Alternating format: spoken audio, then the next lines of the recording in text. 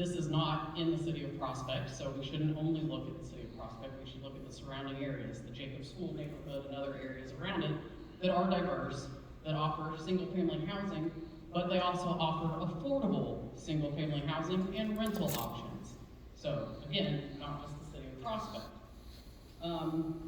So the referendum today is not on whether you as a committee or a commission support affordable housing. The only question in front of you all today is whether R7 is appropriate.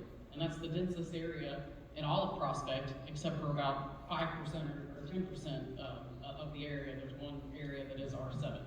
So I know you all have ignored that fact before with other higher density housing, but again, if you are to preserve the character of the neighborhood, the village form, we're not downtown, we're not a dense development with city blocks and off-street parking, and sidewalks that take you to Brownsboro Hardware. We have two child development centers, we have, a limited infrastructure, the existing TARP routes. Well, they don't exist, but they could come. A lot of things could happen, we can't speculate. They wouldn't allow that before the law. So that's my point on there. And I did think of two questions. I'm not sure whether there's someone from MSD or Jeff Brown or the committee can answer this or during rebuttals. But it does appear that the floodwater compensation area appears to be within the existing 100-year floodplain. So it seems kind of odd that you could use a floodplain overflow mitigation area that's already within an established 100-year floodplain. It seems like that needs to be outside of the floodplain. So I have to question MSD's ruling on the preliminary design that that is going to be an adequate mitigation measure for that 100-year floodplain. I know we're calling it an intermittent stream, but it is a stream, and those of us that live in the area have seen it reach almost the banks of Timber Edge. So taking this from an area, 9 acres that they're calling it, to paving about 3 acres of it, is there enough land available for that stormwater mitigation? Is it going to impact all of the residential families that live along that stream? And it also feeds into Harrods Creek, which the gentleman spoke about, the marina and the sediment, and that then flows into the Ohio River.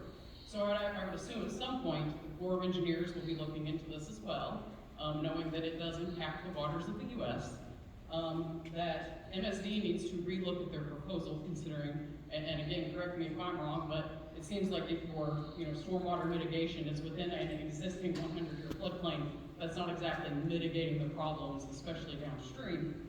And then also, with that same MSD stormwater management area, it seems like it's similar to Beargrass Creek. So when we're considering a 9-acre developable area, you really don't have that. You have a 100-year floodplain that is splitting your site.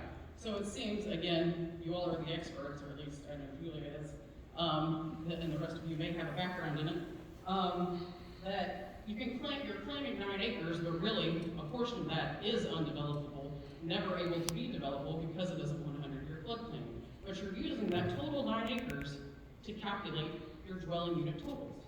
So I'm for keeping the trees and the buffer from River Road to maintain the character, but you're kind of doing that because you can't build anything there anyways.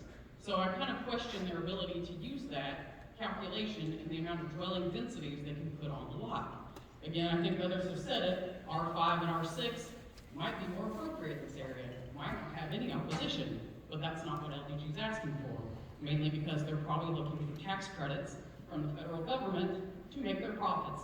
They're not here for affordable housing either, they're here for the tax money. Because right now, no one's building anything because of the cost of construction. So the only people crazy enough to do it are those that are getting taxpayer dollars, using your money to destroy single-family housing because we are under attack. If they did it at a smaller density, you could still get the tax credits, but R7 maximizes that. So again, they're here for a profit to feed off people in need and feed off of those folks that are working to pay the taxes.